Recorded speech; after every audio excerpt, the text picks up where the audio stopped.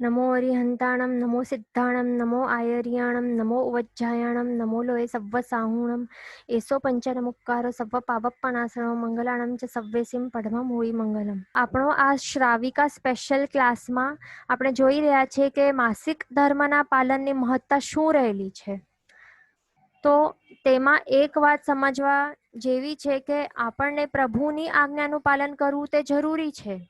અને સાચી શ્રાવિકા બનવા માટે ભલે થોડીક અગવડ આપણને લાગે કે અગવડ છે તો એ સહન કરવી પડે, છતાં પણ તે આપણા આત્મા માટે જ અંતમાં હિતકારી બને છે, એટલે તે કરવું જોઈએ. અને પરિવાર માટે પણ લાભકારી બને છે. માટે એમસી નું ચુસ્તતાથી પાલન આપણને કરવું તે અતિ આવશ્યક છે. લેડીઝ પોતે પાલન કરશે તો જ પછી તે જોઈ જોઈને ઘરની જે નાની બાળિકાઓ છે તેઓનામાં પણ સંસ્કાર આવી જશે, સમજણ આવી જશે ઓટોમેટિકલી, અને તેઓ પણ મોટી થઈને પાડશે. અને વળી બોયઝ છે તો તેમને પણ સમજણ પ્રાપ્ત થશે અને તે પછી તેઓ પણ મોટા થઈને પોતાની જે શ્રાવિકા છે, પત્ની છે, તો તેમને પણ એમસી પાડવા માટે હેલ્પફુલ બનશે, એન્કરેજમેન્ટ આપશે અને અનુકૂળતા પણ પ્રદાન કરશે. કારણ કે જો શ્રાવકોને જ આ વિષયની સમજણ ન હોય કે માસિક ધર્મના અપાલન કરવાથી જે દુષ્પરિણામ થાય છે, તો પછી અને પ્રભુની આજ્ઞા પણ આવી જ છે કે આ પાલન કરવું જરૂરી છે. તો જો એમને આ વિષય ઉપર કોઈ ખાસ ખ્યાલ ન હોય તો પછી એવું પણ બની શકે છે કે શ્રાવિકાને પાડવું હોય, શ્રાવિકાને ભલે પાડવાનું મન હોય પણ શ્રાવકો જ પાડવા આપે નહીં, એવું પણ ઘણી વખત બનતું હોય છે. અને રસોઈ અને ઘરના કાર્યો શ્રાવિકાને કરવા માટે એ આગ્રહ રાખે તો એનાથી જેન્ટ્સને પણ ચીકણા કર્મોનો બંધ થાય છે. એટલે આ બધું નાનપણથી જ શીખવાડવાની જિમ્મેદારી પેરેન્ટ્સની છે. એટલે પુત્ર પુત્રી બંને શીખી જાય બચપનથી, જે જોઈ જોઈને એમનામાં આવા સંસ્કાર આવી જાય તો પછી આગળ મોટા થઈને કઈ પ્રોબ્લેમ રહેતું નથી અને આગળની જનરેશનનું પણ આત્મકલ્યાણ થઈ શકે છે. હરવું ફરવું જરાય નહીં એમસીમાં, અને બીજા વ્યક્તિઓને અડાઅડ કરાય નહીં. મોલ્સ હોય કે દુકાનો હોય, કોઈ પણ પ્રકારની દુકાનોમાં શોપિંગ કરવા જવાય નહીં બિલકુલ પણ. પણ પછી ત્યાં જઈને જ્યાં સમજો કે હવે કપડાના આ મોલમાં ગયા કે દુકાનમાં ગયા તો નવા કપડાને અડીને હવે લેવાનું એક છે પણ બધા કપડાને અડીને ટ્રાયલ વરી કરીને એમને બધા જ નવા કોરા કપડાઓને અશુદ્ધ કરવાનું નહીં. બીજાને તે પણ સમજો કે બીજા જે આવતા હોય એમને જો સમજો કે પૂજા માટે એમને ખરીદવા હોય, કપડા ડ્રેસ લેવા હોય, સાડી વગેરે ખરીદવા એમને લેવાના હોય તો પછી એ ખરીદે અને પછી આવો અડાયેલા કપડાં પહેરે તો તે આપણને દોષ કેવું કેટલું લાગે. એટલે આ વિચારવા જેવું છે. વળી મોલમાં જે પણ ફૂડ સેક્શન હોય તો ત્યાં જઈને જે પણ ફૂડ સેક્શનમાં પેકેટ્સ હોય તો ઉપાડીને પ્રાઇસ, ઇન્ગ્રીડિયન્ટ્સ વગેરે, એટલે ત્યાં પણ ઘણું અડાઅડ કરતા હોય છે. એટલે વિચારો કેટલા ભારી કર્મો બંધાતા હશે જેઓ પણ આ બધું કરતા હશે અડાઅડ બહાર જઈને. એટલે શોર્ટમાં આપણને એ સમજવાનું છે કે કોઈ પણ પ્રકારના દુકાનો કે મોલમાં જવાય નહીં, બિલકુલ પણ બહાર જવાય જ નહીં, અડાઅડ થાય જ નહીં. બસ ઘરમાં એક રૂમમાં પણ ફરફર નહીં થાય, એક રૂમમાં એક જગ્યા શાંતિથી બેસવાનું. પણ હરવા ફરવા એટલે કે ટ્રેકિંગમાં પણ નહીં જવાય. આપણને લાગે કે ફરવામાં શું છે, આપણે ચાલી ગયા, અથવા તો કેટલાક પુલમાં પણ જતા હોય છે. તો આ બધા આવા દુષ્કૃત્યો તો બિલકુલ કરાય નહીં. સાધુ સાધ્વીજી ભગવાનને વહોરાવે તો 1,00,000 ભવો સુધી એને દુર્ગતિમાં રખડવું પડે છે.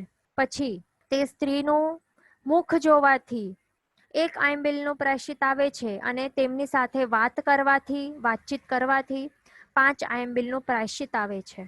એટલા માટે તો પહેલાના કાળમાં તેઓ સેપરેટ રૂમ્સમાં રહેવાની તેમના માટે વ્યવસ્થા કરાવવામાં આવતી હતી ને. વળી સ્ત્રીઓનું ઘૂંઘટ પણ રહેલું હતું કે જેનાથી તેમનું મુખ પણ દેખાય નહીં પરિવારવાળાને. બરાબર. આજે તો આજના કાળમાં પણ રાજસ્થાન કે વગેરે એવા કોઈ એટલા ગામો રહેલા હોય છે કે જ્યાં આવા ઘૂંઘટની પ્રથા આજે પણ નોર્મલી પણ રોજ ઘૂંઘટ કાઢતા હોય છે. એટલે શું હોય, મેઇન તો ખાસ તો એમસી વાળી સ્ત્રીનું મુખ પણ કોઈને દેખાય નહીં. એટલે એ પોતે બહેનને આ ધ્યાન રાખવાનું અથવા તો રૂમમાં આવી રીતે બેસવાનું, ઉલટો પણ બેસી જવાનું કે ફેસ ન દેખાય.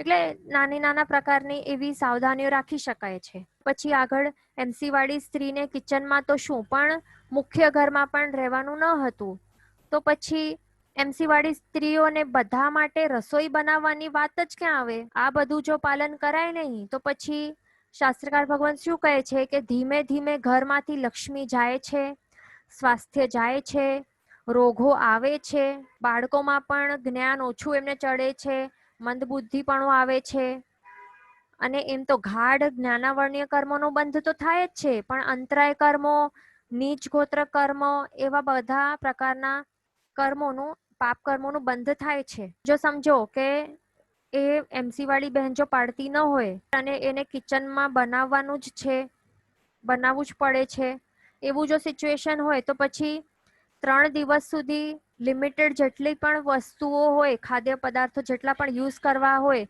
તો એ પહેલાથી જ, એટલે એમસીમાં થવા પહેલાથી જ એમણે સાઈડમાં રાખી દેવાના. એમ તો બિલકુલ પણ નહીં કરાય, એમાં પણ બહુ પાપ લાગશે, પણ છેલ્લેમાં છેલ્લે આવું એટલે કરી શકાય છે કે જે પણ 3 દિવસ સુધી જેટલું પણ જરૂર હોય તો એટલા લિમિટેડ જે ખાદ્ય પદાર્થો છે તો એ સાઈડમાં પહેલા મૂકી દેવાના, પહેલાથી જ શુદ્ધ અવસ્થામાં જ. અને પછી એમસીમાં રહેતા આ જે સાઈડમાં કાઢેલા જે પદાર્થો છે માત્ર એને જ અડવાનું, એને જ ટચ કરવાનું, અને ધ્યાન રાખવાનું કે 3 દિવસમાં તે બધું સમાપ્ત કરી દેવાનું, બધું જ વાપરી નાખવાનું. કારણ કે અડાયેલું જે પણ ખાદ્ય પદાર્થો છે, પાણી, લિક્વિડ, ફ્લુઇડ કે સોલિડ કાંઈ પણ હોય, તે જે અડેલું હોય તે દૂષિત થઈ જાય છે અને તેની શુદ્ધિકરણ તે થઈ શકાતું નથી. હવે સમજો કે કપડાં વગેરે કંઈ પણ હોય તો તે ધોઈને શુદ્ધિકરણ તેનું થઈ શકે છે, બરાબર ને? છંટકાવથી થઈ શકે છે, પણ ખાદ્ય પદાર્થો એવા છે કે એનું શુદ્ધિકરણ થતું નથી.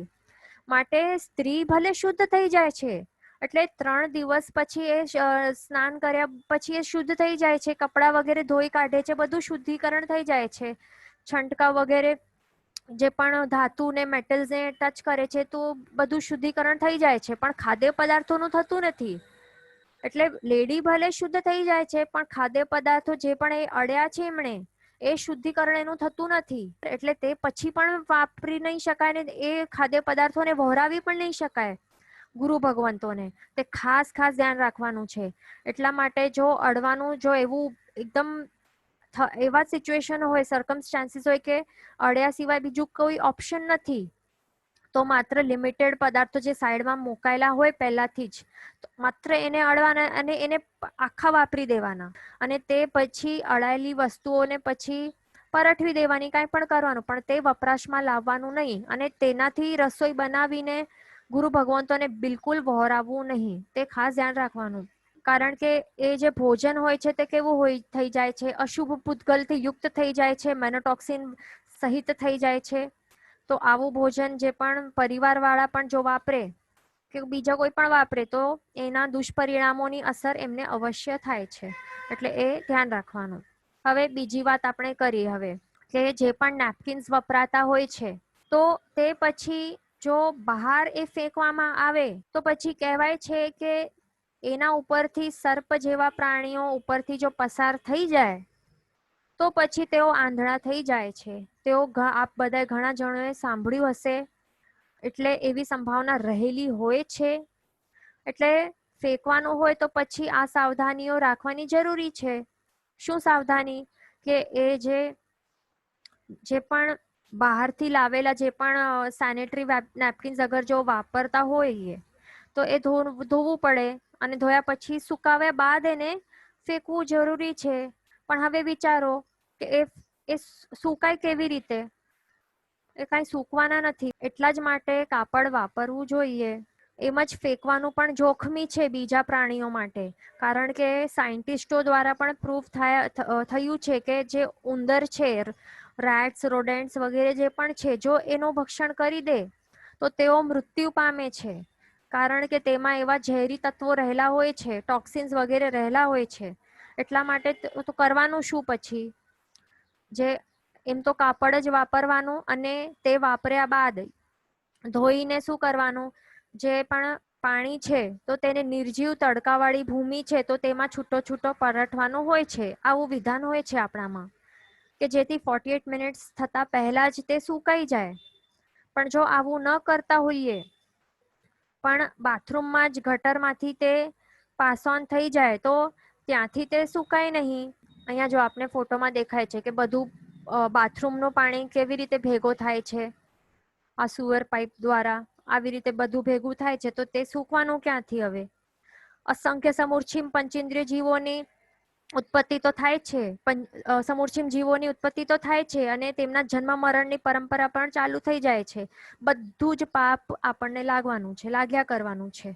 જ્યાર સુધી એમની જન્મ મરણની પરંપરા ચાલુ રહેશે, સુકાશે નહીં, ભલે કેટલા પણ વર્ષો લાગશે, સુકાશે નહીં ત્યાં સુધી જે પણ જન્મ મરણની પીડા જે અનુભવે છે એ લોકો, એ જીવો, એ બધું પાપ આપણને કન્ટિન્યુઅસલી લાગતા રહેવાનું છે. પહેલાના ટાઈમમાં વાડા હતા કે જ્યાં એ લોકો પરઠવી દેતા હતા, માતૃ વડીનીતિ વગેરે એ પરઠવી દેતા હતા અને પછી ત્યાં સુકાઈ જતું હતું, એટલે કઈ દોષ જ નહીં લાગતું હતું.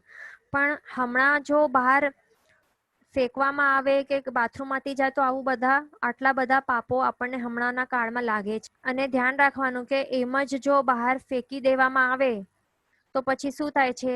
આવી અશુચિ જો બીજા ઉંદર, સર્પ વગેરે પ્રાણીઓ માટે તે બહુ જ ઘાતક છે.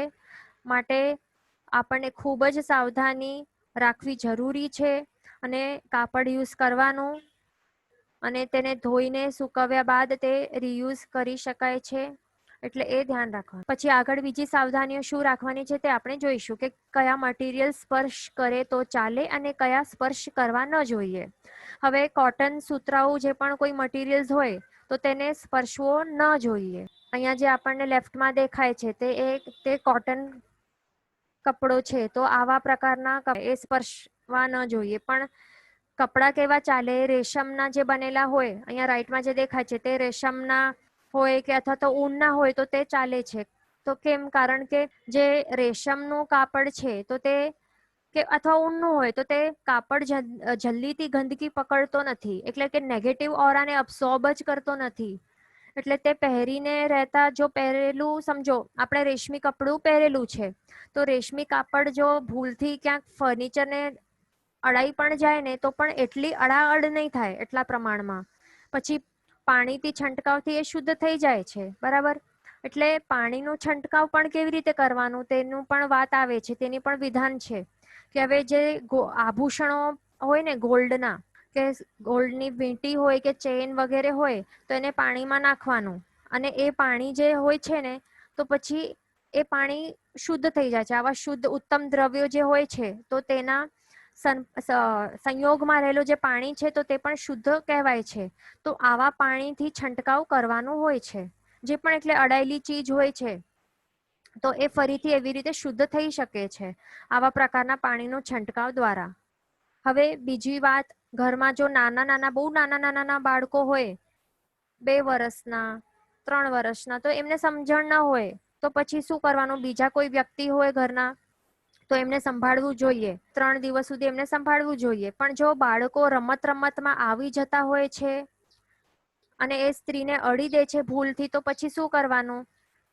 સાવધાની માટે તેમણે શું કરવાનું? 3 દિવસ માટે એમને પણ રેશમી વસ્ત્રો જ પહેરાવવા જોઈએ. તે ખાસ ધ્યાન રાખવાનું. શું કરવાનું? 3 દિવસ બાળકોને રેશમી વસ્ત્રો પહેરાવવાના. અને જો તે અડી દે એમસી વાળી સ્ત્રીને તો પછી શું કરાવવાનું? બીજા વ્યક્તિઓને એમણે લઈને શું કરાવવાનું? સ્નાન કરાવવાનું. અને પછી એ પણ સંપૂર્ણ મસ્તકથી એમને સ્નાન કરાવવાનું. પછી એ ટોટલી ડ્રાય થઈ જાય એમનું શરીર, વાળ પણ ડ્રાય થઈ જાય પછી એમને ત્યાર સુધી એમને રેશમી વસ્ત્રો પાછા પહેરાવી દેવાના, બરાબર? અને પછી છંટકાવ પણ જે ગોલ્ડનું આપણે કહ્યું, ગોલ્ડના પાણીનું, તો તે પણ છંટકાવ કરી લેવાનું. એ ખાસ ધ્યાન રાખવાનું. પછી આગળ આપણે જોઈએ કે લાકડાની જે પણ વસ્તુઓ હોય છે, ફર્નિચર હોય છે, એટલે સમજો કે લાકડાના જે પાટલા હોય, પાટલો હોય કે પાટ હોય, અહીંયા આપણને ફોટોમાં જે દેખાય છે તો આવા પ્રકારનું જે લાકડાનું બેડ હોય તો ઉપરથી જે પણ આ હોય સુવાનો જે ગોદડો હોય, ગાદલા વગેરે હોય છે તો તેને લઈ લેવાનું, સાઈડમાં કોઈક મૂકી દે પહેલાથી જ, તો આવી રીતે સૂઈ શકાય છે. જો એકદમ પ્યોર વુડન હોય, અને એમાં કોઈ સ્ટોરેજ કંઈ મુકાતો ન હોય, ખાલીખમ હોય, તો પછી આવું ચાલે. નહીં તો ભૂમિ સંથારો જ કરવાનું જરૂરી છે. પણ વરસાદના ટાઈમમાં જો ગ્રાઉન્ડ ફ્લોર વગેરેમાં રહેતા હો તો પછી આવી રીતે પાર્ટ યુઝ કરી શકાય છે. પાર્ટ એટલે આવું પ્રકારનું જે વુડન છે સુવા માટે, તો એનો વપરાશ થઈ શકે છે. એટલે અલગથી 3 days માટે માત્ર અહીંયા એમસી વાળી સ્ત્રીને એમસી વાળી સ્ત્રી યુઝ કરી શકે છે. પણ તેમના દ્વારા જે અડાયેલો જે લાકડાનું ફર્નિચરનો ઉપયોગ સાથે સાથે બીજા લોકોની સાથે સાથે નહીં કરી શકાય. માત્ર એ બહેનને કરવાનું. સેટિન પણ ચાલે છે, અડી શકાય છે. એટલે કે સિલ્ક, સેટિન, રેશમ એ ચાલે છે. પ્લાસ્ટિકની ચેર્સ છે તો તેના માટે પણ સેમ હોય છે. અંતરાયમાં તે વાપરી શકાય છે. જે મોટી ઉંમરના જે લેડીઝ છે, જો તે નીચે બેસી શકતી ન હોય તો પ્લાસ્ટિકની ચેર્સ પણ અડી શકાય છે. અને તે પણ ધ્યાન રાખવાનું કે તે અડીને બેઠેલી હોય એમસી વાળી સ્ત્રી તો બીજાને ત્યારે તેને અડવાનું નહીં, દૂર રહેવાનું. હવે વાત આવે છે મેટલ્સની. તો મેટલ્સમાં જે પણ ઉત્તમ જે મેટલ્સ કહેવાય છે, ધાતુઓ કહેવાય છે કે ગોલ્ડ, સિલ્વર, તો તેમણે બિલકુલ પણ અડાય નહીં. હવે કાંસાની જે થાળીઓ છે તો એની અંદર પણ ભોજન બિલકુલ નહીં કરાય. આ જે ફોટોમાં દેખાય છે આવા જે થાળીઓ હોય છે તો એમાં પણ ભોજન નહીં કરાય. પણ કેવા વાસણો ચાલે? લાકડાની જે થાળીઓ અવેલેબલ હોય તો તેમાં જ વપરાશ કરવાનું, તેમાં જ આહાર, પાણી વગેરેનું ભક્ષણ કરવાનું. એ ખાસ ધ્યાન રાખવાનું. પહેલાના કાળમાં, પહેલાના સમયમાં લાકડાની થાળીઓ જ વપરાતી હતી. હમણાં પણ અવેલેબલ છે તો તે લઈને વસાવી શકાય ઘરમાં, ઇઝીલી અવેલેબલ છે. પણ જો સમજો તે અવેલેબલ ન હોય તો પછી સ્ટીલની થાળી વાપરી શકાય છે. અને તેમાં પણ શું ધ્યાન રાખવાનું? થાળી ધોઈને પીવાનું, એ ખાસ ધ્યાન રાખવાનું. અને ખાલી થાળી ધોઈને પી લીધું અને પછી બેસનમાં મૂકી દીધું, અથવા તો કોઈને કહ્યું કે લઈ લો, હવે એવું નહીં ચાલે. પણ કપડા દ્વારા, ટોવેલ દ્વારા એને સુકાવી દેવાનું બરાબરથી. રૂમાલ દ્વારા, જે પણ હોય એના દ્વારા સુકાવી દેવાનું. એકદમ ડ્રાય, કોરી થઈ જવી જોઈએ. અને પછી એના ઉપર સ્વર્ણના પાણીનો છંટકાવ કર્યા પાછળ જ તેને બીજો કોઈ અડી શકે છે સ્ટીલની થાળીને, એ ખાસ ધ્યાન રાખવાનું. પછી આપણે એ પણ જોઈએ કે બ્લેન્કેટ્સ પણ ચાલે છે, જે પણ ઊનના હોય ને બનેલા. અહીંયા જે આપણને ફોટોમાં દેખાય છે કે આ લેફ્ટના જે વુલન છે એવા બ્લેન્કેટ્સ ચાલે છે. અને રાઈટમાં પણ આ જે ખથ્થા કહેવાય જે પણ હોય છે તો આવા પ્રકારના બ્લેન્કેટ્સ ચાલે છે. અને ખાસ ધ્યાન રાખવાનું કે સોફા ઉપર સુવાય નહીં. સોફા કે બેડ ઉપર, એટલે બેડ ઉપર જો ગાદલા પડેલા હોય તો એના ઉપર બિલકુલ સુવાય નહીં. સોફા પણ એટલે જે પણ મટીરિયલથી બનેલો હોય છે તો તે બધું સ્પર્શ નહીં કરવાનો. સ્પોન્જ હોય, કોટનથી બનેલું હોય, સુતરાઉ વગેરે મટીરિયલ્સ યુઝ થયેલા હોય છે, એટલા માટે સોફા ઉપર પણ સુવાય નહીં. પછી એને આપણે કાંઈ ધોઈ કાઢી શકવાના નથી, એટલે એનું શુદ્ધિકરણ થવું થોડુંક મુશ્કેલ થાય છે. એટલે એ મેઇન તો શું કરવાનું? ભૂમિ સંથારો જ કરવાનું. આજે રાઈટ સાઈડમાં જે આપણને અહીંયા દેખાય છે આવા મટીરિયલનું હોય તો આવું, અથવા તો લેફ્ટ વાળા પણ આવા પથરાવી દેવાના ફ્લોર ઉપર. એક બે ચાલે, બે આપણે બહુ ફાવતું ન હોય, કડક લાગતું હોય ફ્લોર, તો પછી બે આમ જાડો કરીને આપ કેટલા પણ યુઝ કરી શકો છો, એમાં કોઈ પ્રોબ્લેમ નથી. અથવા તો ચટાઈ પણ હોય છે ને વાંસની, તો તે પણ ચાલે છે. કે પ્લાસ્ટિકની ચટાઈઓ હોય છે તો તે પ્લાસ્ટિકની ચટાઈ પણ ચાલે છે. પણ જો એમાં સીવેલું હોય, આ કોટનના આવા દોરા દ્વારા સીવેલું હોય તો તે પણ ધ્યાન રાખવાનું.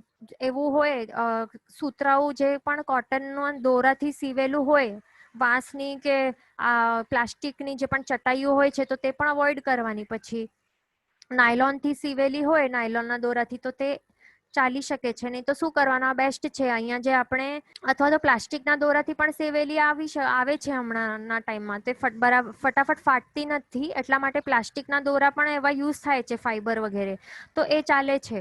નહીં તો બેસ્ટ આ જ છે. આ જે બ્લેન્કેટ્સ જે દેખાય છે તે એકદમ સોફ્ટ હોય, સારા હોય, એટલે ખબર પણ નહીં પડે કે ફ્લોર ઉપર સૂઈ રહ્યા છીએ આપણે.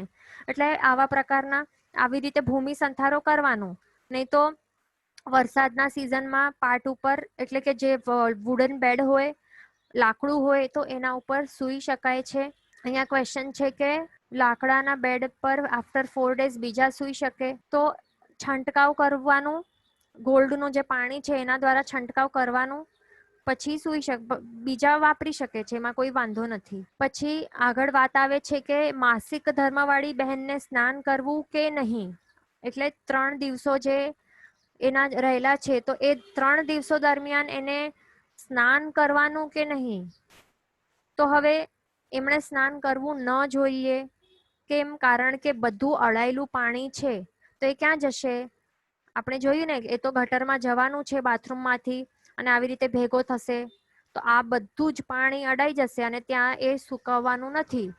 તો ત્યાં અસંખ્ય જીવોના જન્મ મરણની પરંપરા ચાલુ થઈ જશે અને ટોક્સિન વાળું વગેરે દૂષિત થઈ જશે. એટલે તેનું બધું પાપ આપણને લાગ્યા કરે છે કન્ટિન્યુઅસલી.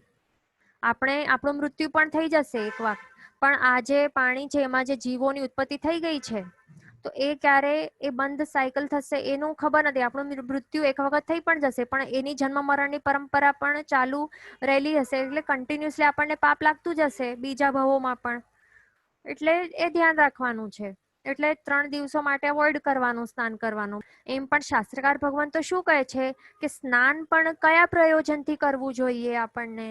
તે માત્ર જો જીન પૂજા કરવાનું કારણ હોય તો જ પછી સ્નાન કરવાનું હોય છે, નહીં તો નહીં કરવાનું. પછી બીજી વાત છે, અને એમ જ નિષ્કારણે આટલા બધા પાણીના જીવોની પણ હિંસા થાય છે, એટલે તે અવોઇડ કરવાનું. માત્ર અંશ સુધી જેટલું મર્યાદિત પાણી જેટલું પણ જોઈએ એટલું થોડુંક યુઝ કરવાનું. આખું ઉપરથી સ્નાન કરવાનું પણ જરૂર નથી.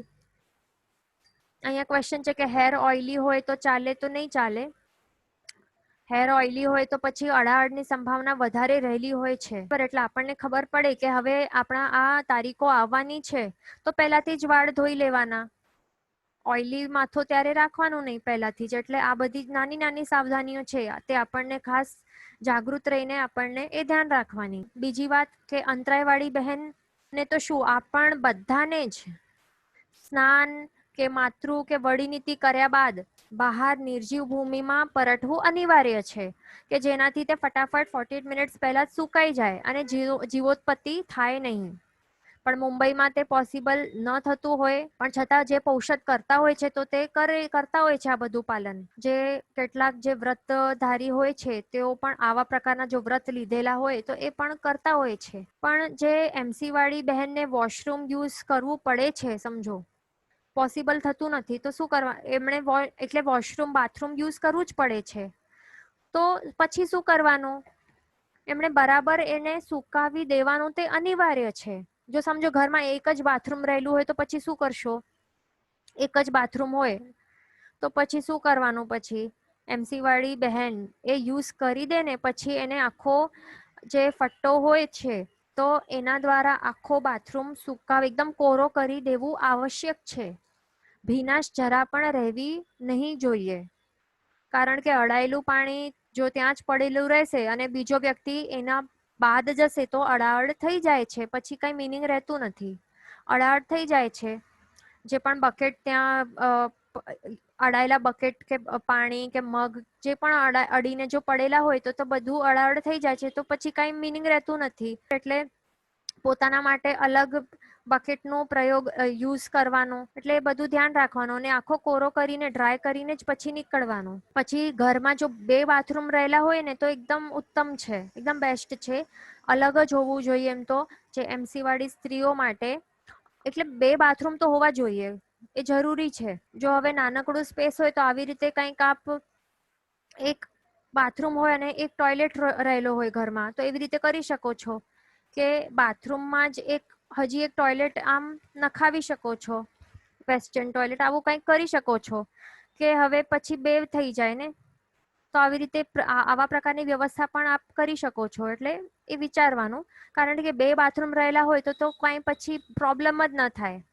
તો એક હોય તો એમાં જ એ બહેનને જવાનું અને બીજો કોઈ પણ વ્યક્તિ એક જે એ યુઝ કરતી હોય એમાં એ જાય નહીં. તો અડાઅડની પછી બિલકુલ સંભાવના થતી જ નથી. અને ઘરમાં જો ઘર દેરાસર હોય, ગૃહ જિનાલય હોય તો પછી આ પણ એક અનિવાર્ય કન્ડિશન છે કે કમ્પલસરી છે કે ઘરના બહેનોને માસિક ધર્મ અવશ્ય પાળવું જરૂરી છે. તે કમ્પલસરી છે. નહીં તો ઘર દેરાસર તો બિલકુલ કરાય જ નહીં. એટલે અને છતાં પણ જો તે કરે તો ઘણી જ આશાતના થાય છે, ભયંકર પરિણામ સહન કરવું પડે છે. એટલે બધા જ માટે આ તો કમ્પલસરી છે, બધા માટે એમસી પાલન એ કમ્પલસરી છે. હવે ગૃહ જિનાલય રહેલું હોય છે તો જે રૂમમાં ભગવાન પધરાવેલા હોય છે તો તે રૂમના બારણાની અંદર પણ અંતરાયવાળી બહેનને પગ પણ રખાય નહીં, તે ખાસ ધ્યાન રાખવાનું. આપણે પહેલા જ જોઈ લીધું કે જો જિનાલયમાં એમસી વાળી સ્ત્રી જાય તો પછી એને શું દુર્ગતિનો સામનો કરવું પડે છે. તો હવે ઘર જિનાલય છે તો તે પણ જિનાલય જ છે ને, પ્રભુ સાક્ષાત જે પ્રતિષ્ઠિત ભગવાન છે, ધાતુના જે પણ પ્રતિષ્ઠિત અથવા તો માર્બલના પણ હોઈ શકે છે, પાષાણના પણ હોઈ શકે છે, પણ એમ તો ધાતુની પ્રતિમાઓ જ પધરાવેલી હોય છે. એટલે એ ધ્યાન રાખવાનું કે બારણાની અંદર બિલકુલ પણ પગ એટલે ટચ પણ નહીં થવું જોઈએ. એમસીમાં ભગવાન કે ગુરુ ભગવંતોના પણ મુખ નહીં જોવાય, એમના દર્શન બિલકુલ નહીં થાય, તે ખાસ ધ્યાનમાં રાખવાનું. અને મોઢાથી તેમના નામ સ્મરણ પણ થઈ નહીં શકાય જોરથી.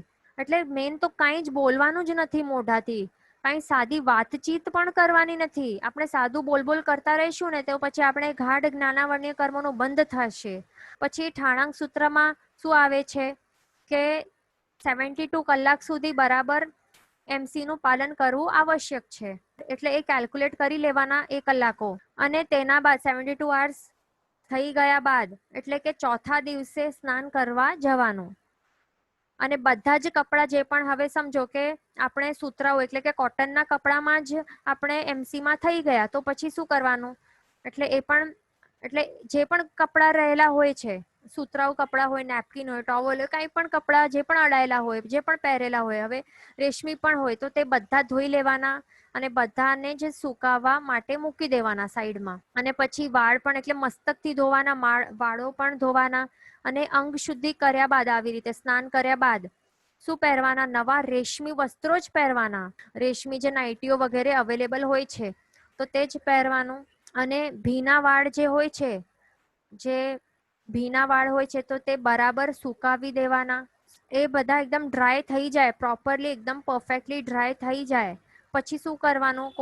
કોઈના દ્વારા આપણા ઉપર છંટકાવ કરાવવાનું. એ પણ કયું? ગોલ્ડનું છંટકાવ કરાવવાનું પોતાના ઉપર. અને પછી આવી રીતે પ્રોપરલી શુદ્ધ થયા બાદ પછી જ બીજા આપણે સુતરાઉ કપડાં પહેરી શકાય છે. એ ખાસ ધ્યાન રાખવાનું. તો આ તો થયું આપણું આ 4th ડે. હવે 4th ડે થયું તો હવે 4th ડે થી શું કરી શકાય છે? 4th ડે થી પ્રભુ પૂજા તો થઈ નહીં શકે.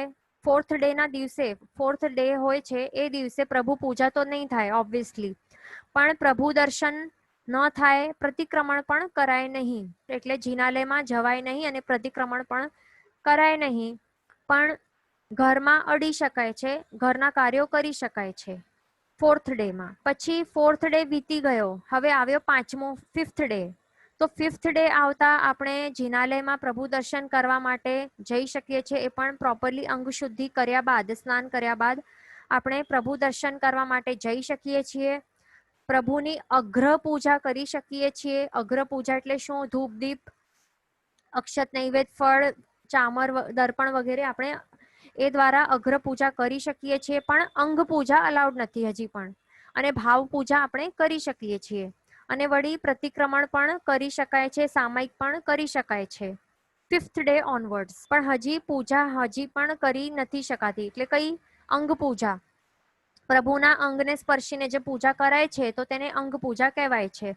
ભલે તે અભિષેક હોય કે ફૂલ પૂજા હોય કે મુગટ પૂજા હોય કે કેસર ચંદન પૂજા હોય, તો તે કરાય નહીં. અને 5th દિવસ આવતા નવસ્મરણ જેવા જે મંત્રાક્ષરો હોય છે તો તે પણ કાનમાં સાંભળી શકાય છે, પણ બોલી નથી શકાતો હજી પણ. નવસ્મરણ જેવા જે પણ મંત્રાક્ષરો છે તો તે હજી બોલી ન શકાય. એમ 7 days સુધી ધ્યાન રાખવાનું. 7 days સુધી પ્રભુ પૂજા ન કરાય, નવસ્મરણ પાઠ મોઢાથી ન કરાય, તે ધ્યાન રાખવાનું. પછી હવે આવ્યું 8મું દિવસ. હવે 8મું દિવસ આવતા સ્નાન કર્યા બાદ, શુદ્ધ થયા બાદ પ્રભુ પૂજા કરી શકાય છે. એટલે એ ધ્યાન રાખવાનું. હવે નવસ્મરણ પણ હવેથી બોલી શકાશે, એટલે એ ધ્યાન રાખવાનું. હવે સમજો કે સમજો કે 7 દિવસો થયા બાદ પણ કેટલાકને રોગાદિકના કારણે જો અશુદ્ધિ હજી પણ દેખાતી હોય છે તો દોષ નથી, પણ શું વિવેક કરીને અંગ શુદ્ધિ એટલે કે જળ દ્વારા સ્નાન કરીને પવિત્ર થયા બાદ જ, એટલે કે પવિત્ર થઈને માત્ર શું કરવાનું, દેવ દર્શન કરી શકાય છે, અગ્ર પૂજા થઈ શકે છે. અગ્ર પૂજા એટલે શું, ધૂપ દીપ વગેરે જે પણ છે, ફળ નૈવેદ્ય અક્ષત તે પૂજા થઈ શકે છે. પણ ધ્યાન રાખજો કે કંઈ પણ પ્રકારની અશુદ્ધિ દેખાય તો અંગ પૂજા થઈ ન શકે. જ્યાં સુધી અશુદ્ધિ દેખાશે, આપણે પહેલા જોયું કે જ્યાં સુધી કાંઈ પણ શરીરમાંથી પુરુષ હોય કે સ્ત્રી હોય અશુદ્ધિ જો ઝરતી હોય છે શરીરમાંથી તો ત્યારે અંગ પૂજા, પ્રભુની અંગ પૂજા થઈ ન શકે. એટલું એક નિયમ ખાસ યાદ રાખવાનો. પછી બીજી વાત, એમસીમાં રહેલી જે મહિલા હોય છે તો એ સ્ત્રીને વાપરવા માટે એટલે કે ખાવા માટે એટલું જ લેવાનું જેટલું તે વાપરી શકે, એક્સ્ટ્રા લેવાનું જ નહીં. કારણ કે અડાયેલું જે એક વખત જે અડાઈ જશે તો તે જો એ વાપરી નહીં શકશે અને જો બચી જશે તો પાછું એ આપી નહીં શકાય, પાછું એ બિલકુલ આપી નહીં શકાય.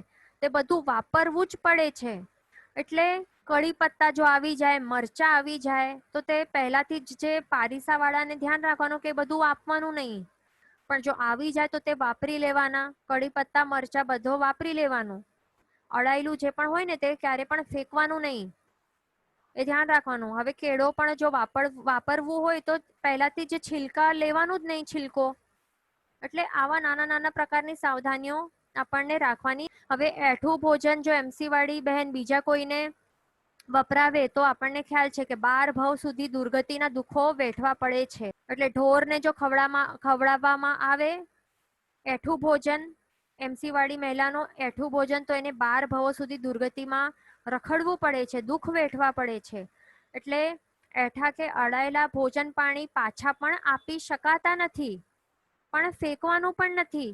જે એમસી વાળી રસોઈ બનાવે તો તેને અડાયેલું બધું જ જે પણ ભોજન કે ખાદ્ય પદાર્થો હોય તે બધું એને વાપરવું પડે. 3 દિવસોમાં એને વાપરી લેવાનું. એટલે મેન તો એ જ છે કે એને કિચનમાં એન્ટ્રી કરવાની જ નહીં, કિચનમાં એન્ટર કરવાનું ન જ હોય. હવે બીજી વાત કરીએ તપ વગેરેની. તો અંતરાયમાં તપ કરી શકાય કે નહીં? તો અંતરાયમાં હવે સમજો કે વર્ષી તપ જેવા મોટા તપ હોય, આપણા વર્ષી તપ હોય કે નવપદની ઓળીઓ ચાલતી હોય છે, તો એવા દિવસોમાં જો એમસી થતું હોય છે તો પછી ઉપવાસ, બ્યાસણા કે આંબિલ જે પણ હોય છે તો તે કરવું જરૂરી છે, નહીં તો એ તપ તૂટી જાય છે. બ્યાસણા જે પણ ઉપવાસ, બ્યાસણા, આંબિલ, અક્કાસણા જે પણ હોય છે તો તે કરવા જરૂરી છે. એટલે તપ કરવાનું હોય છે, પણ તપની ક્રિયા એ દિવસોમાં કરાય નહીં. પછી સ્નાન કર્યા બાદ, શુદ્ધિ બાદ જે પણ મિસ થયેલી જે પણ ક્રિયાઓ હોય છે તો તે બધી એકસાથે પછી કરી દેવાની. પણ સમજો કે અમુક તપ હોય, 20 સ્થાનક તપ હોય તો તેના ઉપવાસ અંતરાયના દિવસોમાં ગણાતા નથી. એટલે ત્યારે અંતરાયના દિવસોમાં આવા જે અલગ પ્રકારના જે તપ હોય છે તો તે કરાય નહીં, એ ગણાતા જ નથી. શુદ્ધિ થયા બાદ જ એ ગણાય છે, એટલે એ ધ્યાનમાં રાખવાનું. પછી બીજી મહત્વપૂર્ણ વાત આ છે કે ઘરમાં, કેટલાક ઘરોમાં રસોઈ બનાવવા માટે કે સફાઈ કરવા માટે બાઈઓ આવતી હોય છે, તો તે પણ જો અંતરાયમાં રહેલી હોય તો તેમના દ્વારા પણ કામ કરાવવું ન જોઈએ. તેમને રજા આપવી જોઈએ અને પહેલાથી જ એમના સાથે આ બધો વાતચીત કરી લેવાની. એટલે એ ધ્યાનમાં રાખવાનું. પછી બીજી ઇમ્પોર્ટન્ટ વાત છે કે જે પણ એમસી વખતે જે પણ સ્ત્રીઓ હોય છે તો એમણે ઝાડ નીચે બેસવાનું ન હોય અને ખુલ્લી આગાસી હોય, ટેરેસ હોય, ખુલ્લી જગ્યામાં એમણે સૂવાનું નહીં. કારણ કે આવી અશુદ્ધિ વાળી અવસ્થામાં સમજો કે ઝાડ નીચે ફરવાથી, બેસવાથી, સૂવાથી શું થાય છે, ત્યાં રહેલા જે પણ વસવાટ કરી રહેલા હોય છે વ્યંતર દેવો, તેમને ક્રોધિત કરાવે છે અને તેમનો પ્રકોપ દ્વારા કાંઈ પણ રોગ કે ઉપદ્રવ થઈ શકે છે. કોઈ પણ પ્રકારની લક્ષ્મીની, ધનની હાનિ કે કંઈ પણ પ્રકારના રોગ કંઈ પણ થઈ શકે છે, ખરાબ પરચા બતાડી શકે છે. આવી સંભાવના રહેલી હોય છે, માટે તે બધું અવોઇડ કરવાનું. ખુલ્લી આગાસી પણ સુવાથી શું થાય છે, કોઈ પણ વ્યંતર દેવદેવીઓ વળગી પણ શકે છે, કંઈ પણ થઈ શકે છે. એટલે મેઇન તો ફરફર બહાર પણ એવી જગ્યા કેટલાક જણ ટ્રેકિંગમાં પણ જતી હોય છે, તો આવા પ્રકારની જગ્યાઓ જ્યાં એમનું વસવાટ હોય તો ત્યાં વળગણ વગેરે થઈ શકે છે. એટલે આ બધું અવોઇડ કરવાનું, ઘરમાં જ રહેવાનું 3 દિવસ. અને વળી સમજો કે એવી જગ્યાઓમાં જ્યાં એમની વસવાટ રહેલી હોય છે દેવોની, દેવદેવીઓની, તો એવી જગ્યામાં જો અશુદ્ધિઓ ફેંકી દે બહાર, તો એમની વળગડ પણ કે કોઈ પણ પ્રકારના એ ઉપદ્રવો કરી શકે છે. એટલે આવી અશુદ્ધિ ને માતૃ સ્થંડિલ વગેરે પરઠતી પહેલા શું કહેવાનું હોય છે? અણુજાણ જસ્સુ કહીને આજ્ઞા માંગીને પછી પરઠવું જોઈએ. અને પછી પરઠવ્યા બાદ 3 વાર બોસીરે કહેવાનું પણ જરૂરી છે. અને વળી આવી રીતે પરઠવાથી શું થાય છે? 48 મિનિટ્સ બાદ સમૂર્છિમ જીવોની પણ ઉત્પત્તિ થતી નથી, એટલે એ સારું છે. પછી બીજું એક વાત ધ્યાનમાં રાખવાનું કે નર નારી જે છે, એટલે કે મનુષ્યોનું જે મૂત્ર હોય છે, તો એમાં 4 પ્રહર પછી સમૂર્છિમ જીવોની ઉત્પત્તિ થાય છે. પછી ભેંસના મૂત્રમાં 2 દિવસ પછી ઉત્પત્તિ થાય છે સમૂર્છિમ જીવોની. અને ગૌમૂત્ર હોય છે ને, ગાયનું જે હોય છે મૂત્ર, તો એમાં 3 દિવસ પછીથી આ સમૂર્છિમ જીવોની ઉત્પત્તિ ચાલુ થાય છે. એટલે ધ્યાનમાં રાખવાનું, કેટલાક જણ ગૌમૂત્ર યુઝ કરીને ચિકિત્સા કરાવતા હોય છે પોતાની, તો એમને પણ આ બાબતનું ખાસ ધ્યાન રાખવું જોઈએ કે 3 દિવસ સુધી જ એમનું ચાલે. એના પછી શું થાય છે? એમાં પણ ગાયનું જે મૂત્ર રહેલું હોય છે, તો એમાં પણ પછી સમૂર્છિમ જીવોની ઉત્પત્તિ ચાલુ થઈ જાય છે, જન્મ મરણ વગેરે ચાલુ થઈ જાય છે. તો એમની હિંસાનો પાપ લાગે, દોષ લાગે છે. પછી બીજી ઇમ્પોર્ટન્ટ વાત, સંઘમાં જ્યારે આપણે જમણ માટે જતા હોઈએ છીએ, કોઈ પણ તપ કરવા માટે, એમ તો ઘરે જ રહીને જો થાય તો તે શ્રેષ્ઠ છે. અવોઇડ જ કરવાનું બહાર પણ.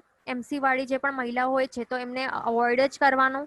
ઘરમાં જ વ્યવસ્થા કરી દેવાની પોતાના માટે. કારણ કે ભૂલથી પણ જો ત્યાં સંઘમાં જઈને અડાઅડ થઈ જાય તો પછી કેટલા ભયંકર પાપો લાગે, કેટલા કર્મોનો બંધ થાય છે.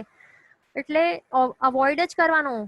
સાચી વાત છે કે એ લોકો પણ વ્યવસ્થા કરી આપે છે, તે સાચી વાત છે, પણ જેઓ પારીસા ત્યાં કરતા હોય છે, તો તેમણે પણ આ વિષય ઉપર ખાસ સમજણ આપવાની, ઇન્સ્ટ્રક્શન્સ આપવાની જરૂરી છે.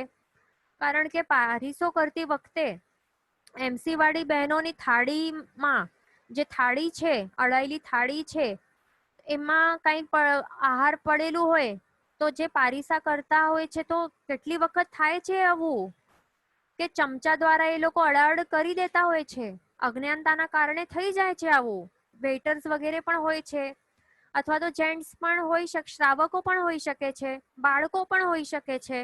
એટલે પહેલાથી જ એમને ઇન્સ્ટ્રક્શન્સ આપવી જોઈએ કે પારીસો પણ કેવી રીતે કરવાનું. નહીં તો આખા સંઘને અડાયેલું ભોજન ખવડાવવાનું કેટલું ભયંકર દોષ લાગે છે. આ બધું દોષ કેના માથે જાય છે? જે એમસી વાળી મહિલા છે એના ઉપર જાય છે. એટલે ખાસ આપણને અહીંયા સાવધાની રાખવાની છે. એના કરતા ઘરે જ રહીને એમસી વાળી બહેનોને આઈમ્બિલ કે પારણું જે પણ હોય તે કરી લેવાનું. હવે વસ્તુઓ ઓછી ખાશો તો શું થઈ જશે? 3-4 વસ્તુઓ આપણે વાપરશું ઘરે રહીને તો શું થઈ જશે 3 દિવસ માટે? એટલે ધ્યાન રાખવાનું. પણ જો પોસિબલ ન જ હોય, ઘરમાં એવી વ્યવસ્થા થઈ શકતી ન હોય, તો જે પારીસા માટે પણ સમજણ આપવી, એટલે બધાને સમજણ આપવી બહુ જરૂરી છે. એટલે એમસી વાળીની જે પ્લેટ હોય છે, એમાં ચમચો તો અડવો તો ન જ જોઈએ, બરાબર. અને એમણે જો હાથમાં પકડેલું હોય ગ્લાસ, તો પકડેલો હોય, અડેલો હોય ગ્લાસ, તો એમનામાં એક ધારી આપણે કઈ લિક્વિડ નાખી નહીં શકીએ. એમને કહેવાનું એમસી વાળી મહિલાને કે નીચે મૂકી દો, આપનું જે પણ થાળી, વાટકો, ગ્લાસ છે નીચે મૂકી દો, અડો નહીં. અને પછી એમાં ઉપરથી આપણને એ લિક્વિડ કે કંઈ પણ હોય તો તે નાખવાનું, બરાબર. આવી રીતે પારીસો કરવાનું. એમનું અડાયેલું હોય ત્યાં સુધી આપણે એક ધારી કંઈ પણ નાખવાનું નહીં, એ ધ્યાનમાં રાખવાનું. પછી બીજાઓની પ્લેટ્સમાં પણ અડવું ન જોઈએ ઉપરથી જ. એટલે બીજા એટલે કોઈ જે પણ શુદ્ધ હોય ને એમના માટે આ નોર્મલ જનરલ વાત છે.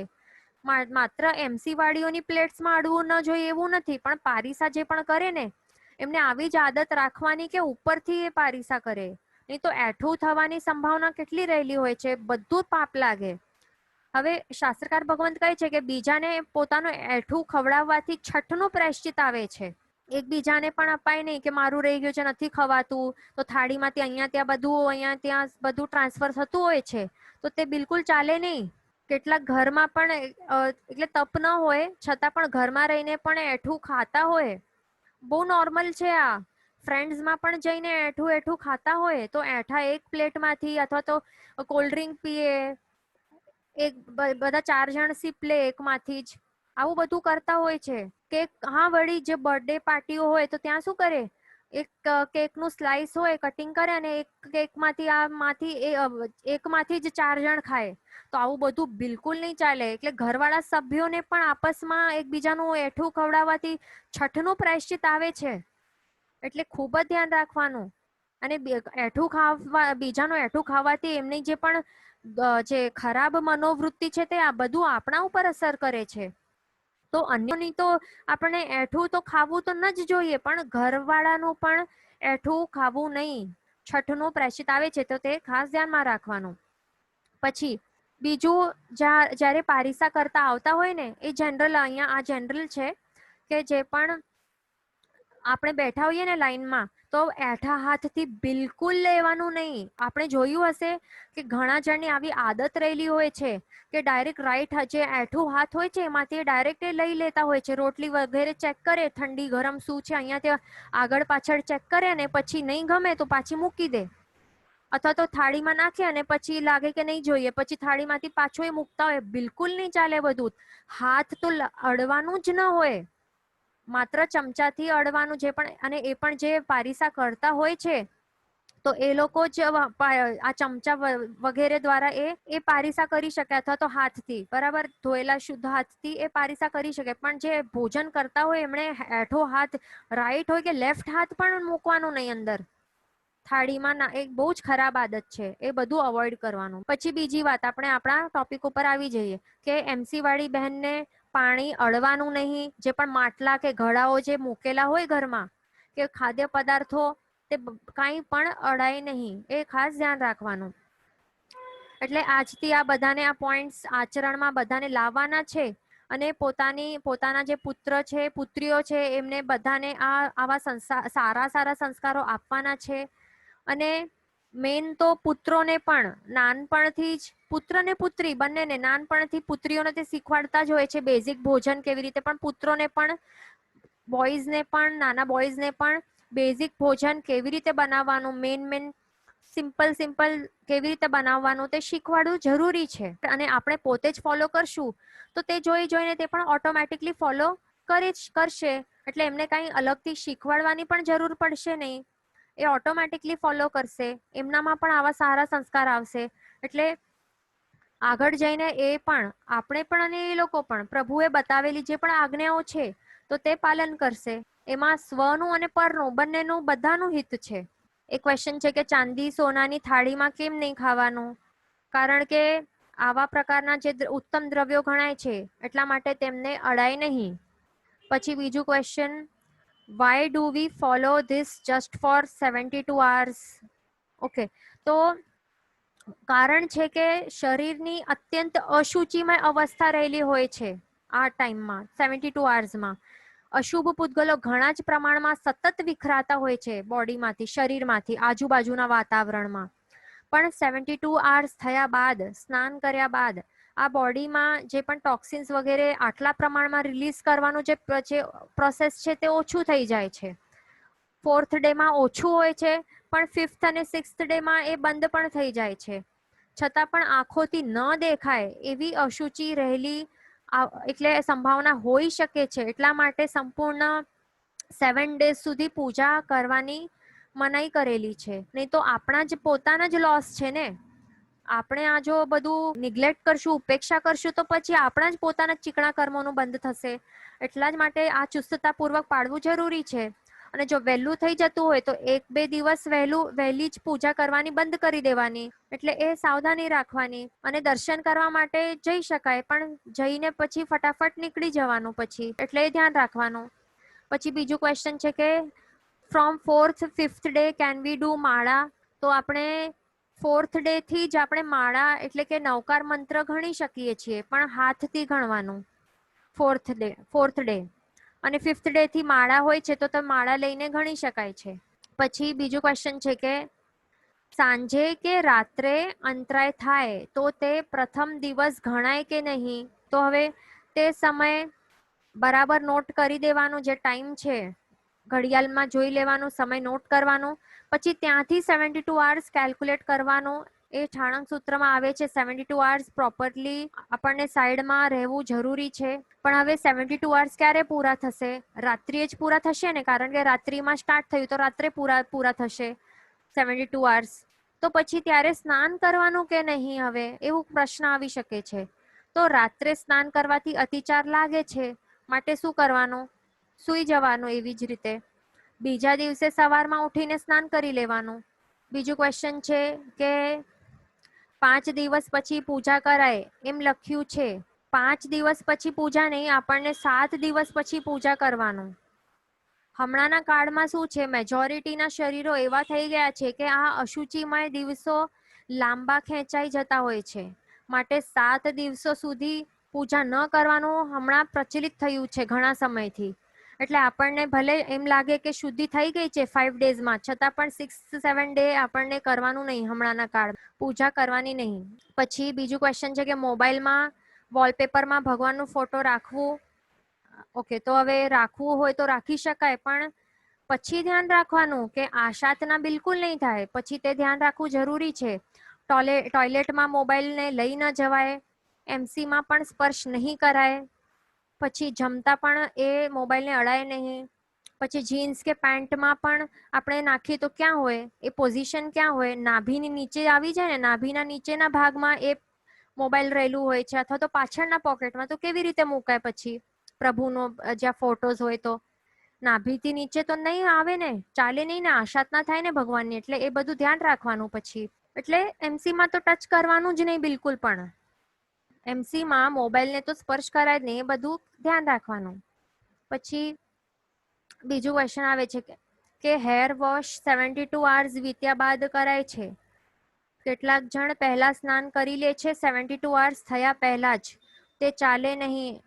ઓકે, આપણને ખાસ ધ્યાન રાખવાનું છે કે 72 hours ઠાણાંક સૂત્ર પ્રમાણે 72 hours પસાર થવા જોઈએ. 72 hours વીત્યા પછી જ સ્નાન કરવાનું, અને પછી છંટકાવ કરીને આપણે ફ્રી થઈ શકીએ છીએ અને અડવાનું ચાલુ થઈ શકે છે, કરી શકીએ છીએ. પણ 72 hours થયા બાદ જ સ્નાન કરવાનું, શુદ્ધિકરણ પછી થાય છે, ધ્યાન રાખવાનું. બીજું ક્વેશ્ચન છે કે being a tuition teacher around that time children have exams, so we have to teach. તો શું કરવાનું? તો હવે સાચે તો મૌન જ રાખવું જરૂરી છે એમસીમાં.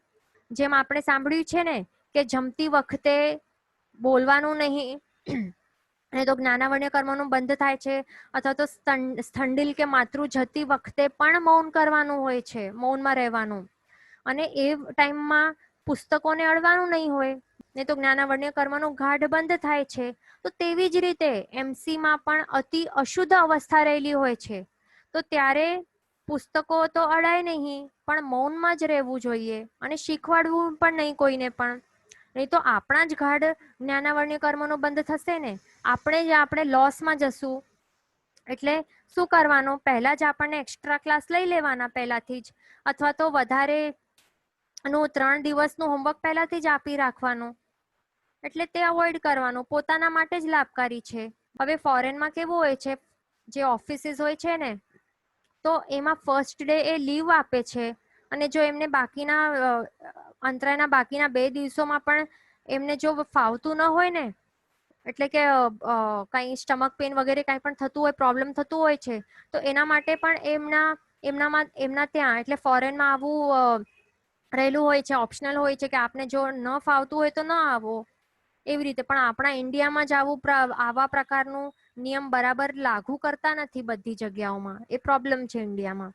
પછી બીજી વાત ધ્યાનમાં રાખવાની કે સ્કૂલ બુક્સ તો બિલકુલ અડાય નહીં, એ તો આપણને ખ્યાલ છે, પણ આગમના શાસ્ત્રો પણ બિલકુલ અડાય નહીં, ભણાય નહીં. એ ખાસ અંડરલાઈન કરીને સમજી લેવાનું. પછી બીજું ક્વેશ્ચન છે કે મેનોપોઝમાં સડનલી ક્યારે પણ થઈ શકે છે, તો તું શું કરવાનું?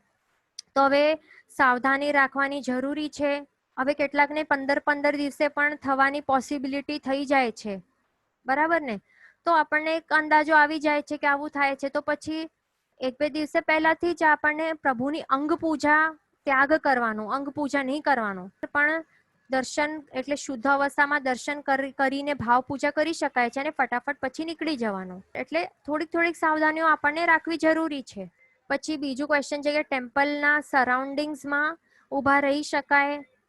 તો હવે કેટલાક કે ઘણા દેરાસરોમાં શું હોય છે, પાટિયા આડા મુકાયેલા હોય છે, ખ્યાલ છે ને? દેરાસરની બહાર શું હોય, પાટિયા હોય ને, તો એ કઈ નોટિસીસ કે કઈ પોસ્ટર લગાડવા માટે નથી, પણ એ શું છે મેઇનલી, એ ભગવાનની આશાતના વગેરે ન થાય ને એટલા માટે એ આડા એ પાટિયા મુકાતા હોય છે. ડાયરેક્ટલી બહારથી પ્રભુનું દર્શન દ્વારા આવું કઈ એટલે જે અશુદ્ધિ વાળી અવસ્થામાં પ્રભુના દર્શન ભૂલથી થઈ ન જાય એટલા માટે ત્યાં મુકાતા હોય છે. પણ થોડાક આપણે જોઈએ ને કે રાઈટ લેફ્ટ થોડુંક આપણે જોઈએ ને તો પ્રભુના દર્શન થઈ જાય છે, પ્રભુના મુખના દર્શન થઈ જાય છે. માટે જ એમસી વાળી સ્ત્રીઓને ત્યાં જવાનું જ નહીં. બાજુના જે સરાઉન્ડિંગ્સ હોય ને દેરાસરની બહુ બાજુમાં જવાનું નહીં, દૂર જ રહેવાનું. વળી ત્યાં દેવદેવીઓના પણ બહાર ડેરીઓ રહેલી હોય છે, તો તે ત્યાં કેવી રીતે જવાય? એમનું દર્શન એટલે મુખનું દર્શન એટલે એકદમ બિલકુલ અવોઇડ કરવાનું, દૂર જ રહેવાનું, બરાબર? એટલે ધ્યાન રાખવાનું. ઘરે જ રહેવાનું એ અતિ ઉત્તમ છે. એવું ક્વેશ્ચન છે કે જો સમય ફિક્સ ન હોય અને પૂજા કરી આવીએ પછી ખ્યાલ આવે કે એમસીમાં થઈ ગયા હતા, તો આલોચના આવે? તો હા, અવશ્ય આવે છે, આલોચના તો આવે જ છે. અને સૌથી પહેલા શું કરવાનું? શુદ્ધ આપણે થઈ ગયા બાદ સૌથી પહેલા ફટાફટ શું કરવાનું? આપણા જે ભગવાન છે અને જિનાલય છે એનું શુદ્ધિકરણ આવશ્યક છે, કરવું અથવા કરાવવાનું છે આપણા દ્વારા. એ પણ કેવી રીતે? દૂધથી અને પાણી દ્વારા જિનાલયનું શુદ્ધિકરણ કરાવવાનું હોય છે. પ્રતિમાનું 18 અભિષેક કરાવવાનું જ્યારે પણ પોસિબલ હોય. અને પછી ગીતાર્થ ગુરુ ભગવંત પાસેથી જઈને જલ્દીથી આલોચના લઈ લેવાની, શુદ્ધિકરણ કરી લેવાનું. આયુષ્યનું કોઈ ભરોસો નથી. આલોચના લીધા વગર જ મૃત્યુ થઈ જશે તો પછી ચક્રવર્તી વ્યાજની સાથે આપણને ચૂકવવું પડશે. દુર્ગતિમાં આપણે ધકેલાઈ જશું અને કેટલા ભાવો સુધી આપણને લાખો ભાવ થઈ જાય છે, એટલે ધ્યાન રાખવાનું. પછી બીજું ક્વેશ્ચન છે કે પ્રતિક્રમણમાં ગયા હોઈએ પછી થાય તો શું કરવું?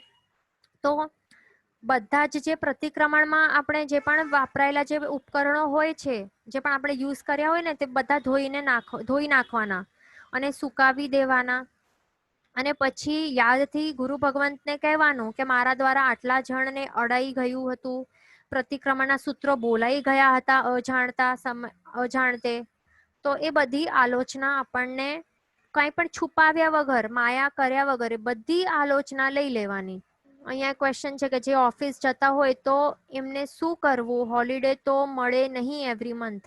એ સાચી વાત છે. આપણા ઇન્ડિયામાં એ લોકો ખબર નથી, એ લોકો કેવા છે ઇન્ડિયામાં એ ફોલો કરતા નથી. તો શું કરવાનું પછી? ત્યાં બધું હવે ટ્રાય કરવાનું કે ટ્રેન કે એવી બહુ ભીડભાડ વાળી જગ્યામાં ઘણા બધા જણને અડાઈ ન જાય, એટલે અલગથી કાર વગેરે યુઝ કરી શકાય. પણ એ પણ પોસિબલ ન હોય, ત્યાં અડાઅડ એટલું થઈ જાય તો બધું નોટ કરવાનું પછી બુકમાં. હવે એમ જોવા જઈએ તો 3 દિવસ સેલરી ઓછી મળશે તો શું થઈ જશે? આપણે જ એટલે ફાયદામાં રહેશું ને, નહીં તો સામે કેટલું દુષ્પરિણામ, એટલે લોસમાં આપણે ઘણું લોસ થઈ જાય છે. પૈસા કેટલા મળે છે 3 દિવસના, અને સામે જે લોસ, એની સામે જો આપણે કમ્પેરિઝન કરીએ કે આપણો પાપ કર્મો કેટલા ભારે પાપ કર્મો બંધાય છે 3 દિવસોમાં અડાઅડ કરીને ટ્રેન બસમાં જઈને, તો એમાં ભારે લોસમાં જઈએ છીએ. એટલે એ અવોઇડ જ કરવાનું. આપણે સમજો કે એમસીમાં આપણે પોતે પણ નથી, આપણે પોતે શુદ્ધ છીએ, પણ બીજા તો ટ્રેનમાં આવું હોય છે ને કે ટ્રેનમાં ઘણી સ્ત્રીઓ આવતી હોય છે, તો કેટલી બધી સ્ત્રીઓ એમસી વાળી ત્યાં આવે છે, બરાબર ને? તો બધાને અડાઈ જાય છે, એ લોકો આપણને અડી દે છે, અડાઅડ કેટલી થાય છે.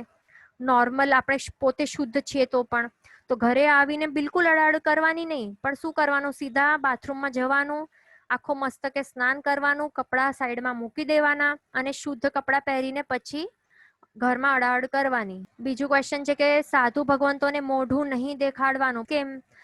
તો અહીંયા એ સમજવાનું છે કે સાધુ ભગવંતને આપણું ફેસ જો એ જોઈ લે તો એમને ખબર ન હોય, પણ જો તેમના કોઈ જોગ વગેરે જો ચાલતા હોય ને તો એ ડોળાઈ શકે છે. એમની વિધિ જે જોગ વગેરે હોય ને એ ડોળાઈ શકે છે. પ્રાયશ્ચિત પણ એમને ઘણું આવે છે.